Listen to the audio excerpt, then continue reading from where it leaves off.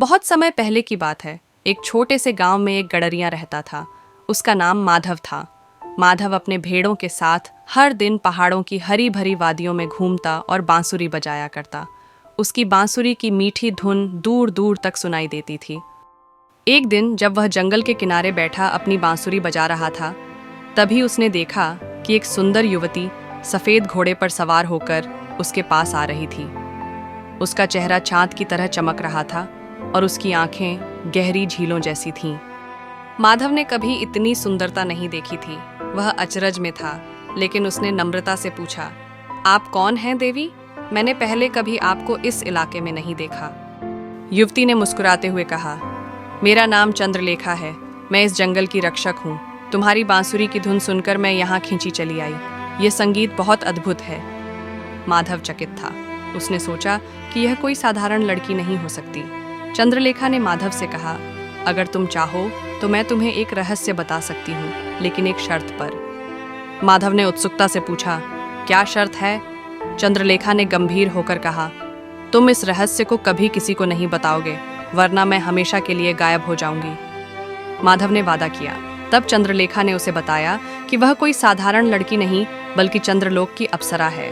हर 100 साल में एक बार उसे धरती पर आने की अनुमति मिलती है, और जो कोई सच्चे दिल से संगीत बजाता है वही उसे देख सकता है। माधव और चंद्रलेखा कुछ समय तक साथ रहे। माधव उसकी बातें सुनता और अपनी बांसुरी से उसके लिए मधुर राग बजाता।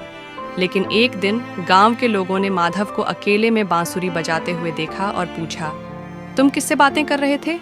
माधव पहले चुप रहा, लेकिन लोगों के जोर देने पर उसने चंद्रलेखा के बारे में बता दिया। जैसे ही उसने यह कहा, एक तेज हवा चली, आकाश में बिजली कौंधी और चंद्रलेखा गायब हो गई। माधव ने पुकारा, चंद्रलेखा लौट आओ, लेकिन उसकी आवाज सिर्फ पहाड़ों में गूंज कर रह गई। उस दिन के बाद माधव ने कभी किसी से कुछ नहीं कहा। वह बस अपनी बांसुरी बजाता रहा, इस उम्मीद में कि शायद एक दिन उसकी धुन सुनकर चंद्रलेखा फिर लौट आए। और तब से हर पूर्णिमा की रात लोग कहते हैं कि माधव की बांसुरी की धुन आज भी उन पहाड़ियों में गूंजती है, जैसे कोई किसी खोए हुए प्रिय को बुला रहा हो।